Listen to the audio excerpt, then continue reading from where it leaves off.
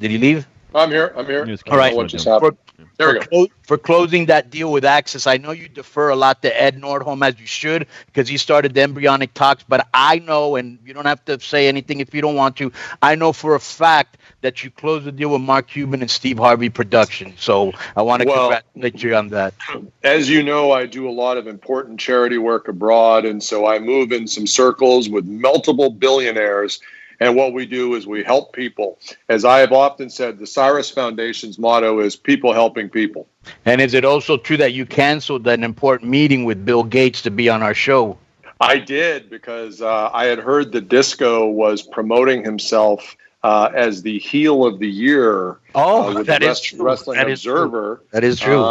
And that there's actually a groundswell of support, and that he might actually win that, which... Hey, listen, we were all at the building in Philadelphia. I haven't heard that kind of heat since the 90s. Would you agree, Conan? Not to mention, I agree. Not to mention, who would have thought that the Disco Inferno and a Wrestling Observer newsletter year-end awards would be getting support from Lance Storm, of all people, who endorsed my heel work at Impact, that I was the best heel in the business going today. So I wonder if I'm sure Lance is a Wrestling Observer award. He gets to vote on them. Yep. And I just wonder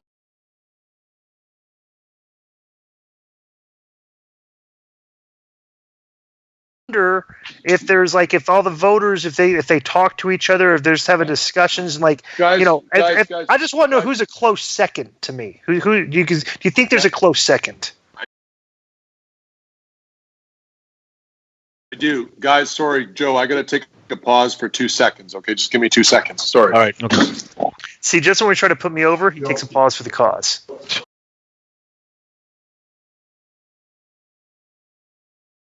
Almost sounds like with Chris Jericho. And what is it? Give you an apology. What does it deal with that lamp and that picture in the background? Look at that lamp. I will say this: at least he doesn't have toys in the background. That is super classy. That is very artistic. There, the man has taste. Clearly. What is it? Okay. I mean, I'm just sorry. I'm just switching venues here a little bit, so just bear with me. Can I for a say second. something real quick? We're really interested in seeing that lamp and picture in the background. Yeah, Disco's very interested in that painting and that lamp that was behind you. I was trying to explain to him that was a gift from the president of Senegal to you. Of course. So I'm an accomplished artist. I lectured at the Sorbonne, and actually, there's a famous French artist named Matisse, who has actually taken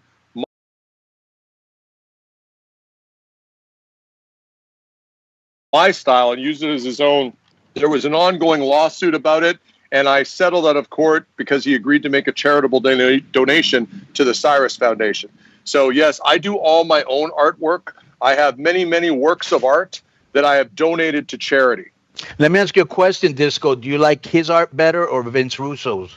I don't really have a very high opinion of either, but I haven't seen enough of Don's art. Wow. But, yeah, but I got a question. But let's go back to the heel of the year because please. Yeah.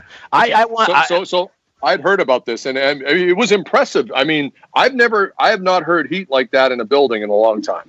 Right. Would you agree?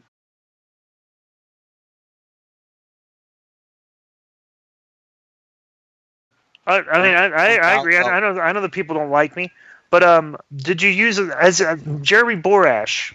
We all know who he is. Who? He said Jeremy Borash. He's a producer at NXT now, but he used to work at Impact Wrestling. So at one point, can I just tell you Jeremy Borash story? Yes. Yes. So hopefully he gets buried in it. He's going to. When Scott and I took over Impact Wrestling almost 2 years ago, one of the things that I was asked about in the context of being the greatest color commentator since Jesse Ventura, that's what people say about me. One of the things I was asked about was, Don, what do you think of our commentary? Which at the time was Josh Matthews and Jeremy Borash. And I said, because I was trying to get the job, you could put me out there with a trained monkey and I'll make that person into a rock star. They said, you may be able to do it with a trained monkey, but you can't do it with Borash. So I took it as a personal challenge, and I was prepared to work with him. And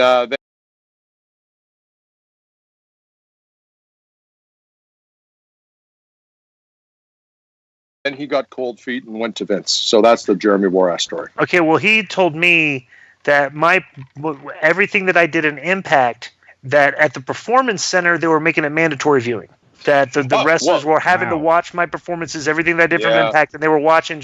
It was a tutorial for healing in the year 2019, and so normally what I would say about that, Glenn, is that if they actually had a heel on any of their rosters, that might impress me. But it seems clear that no one there knows how to get heat. So maybe they should watch more of your stuff. But yeah, I would agree. Listen, you were phenomenal. I thought you were going to get lynched in Philadelphia. I really did.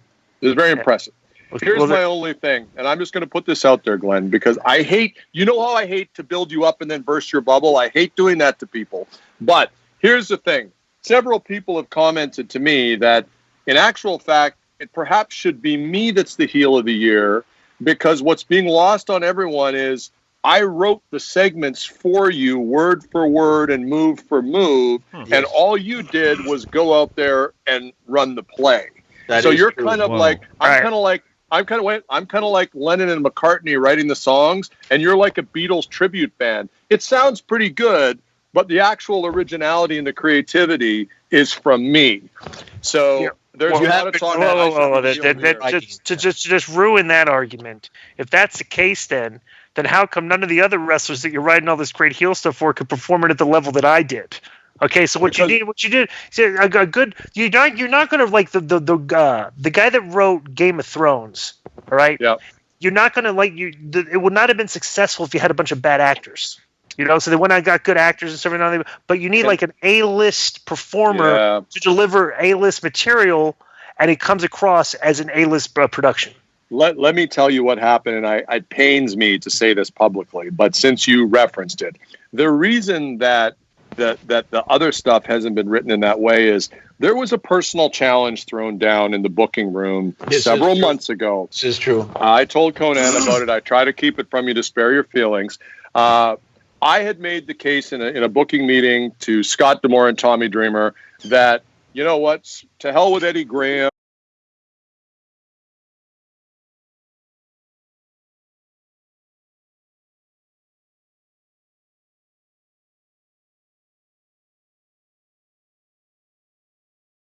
Screw Paul Heyman, to hell with Vince McMahon. I am probably the greatest booker in the history of professional wrestling. And Scott said, you know what, Don, you might be right. You're really great. I said, I can get anything over. And I was kind of on a bit of a high, you know what I mean? I said, I can get anything over. I can get anyone over. I can make anyone. And he said, you can't make Glenn Gilberti. And if you remember the movie Trading Places, where the whole thing with Dan Aykroyd and Eddie Murphy came down to a $1 bet between a couple of rich guys, Scott bet me $1. He said, you can write whatever you want. There's no way that doofus, that putz, that Shamil can get it over. And, wow, Glenn, I wrote the best work I've ever done because I took it as I wanted that $1, Glenn. I wanted the $1, and I won the $1 from Scott. So not only, in my opinion, am I the best booker of all time, I'm also should win heel of the year because I could have put anyone in that spot. So really, it was me, if you really think about it. But, good job doing the tribute thing. Yeah, but Scott's the type of guy that goes to the sports book in Windsor and bets on the Lions to win the Super Bowl every year. So that's not a guy that's like a very sharp handicapper that you took that $1 from if he was betting against me. So there you go. But you know what? You proved me right, Glenn. And I said I can get any idiot over, and I got an idiot over. No, well, let me say this. I apologize. I don't really owe an apology, but I didn't realize that you guys were coming to Vegas.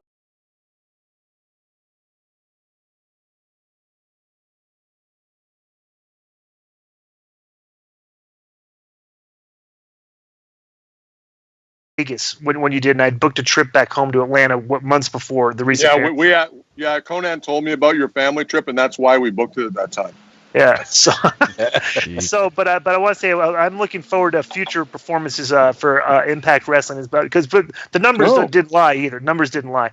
But for going forward, I'd like to deal directly with Mark Cuban. If you could, he's the guy. So I'd like my creative. I'd like my conversations creatively, even financially, to be with Mark if we could get him on. Like the calls with us. So I think it would be hard to get any Cuban to agree to talk to you, much less Mark Cuban. I think you got a bit of a challenge there. Maybe start with Conan. He's from Cuba, I think. Yeah, so we do a podcast together every week. Yeah, that's right. So talk to him.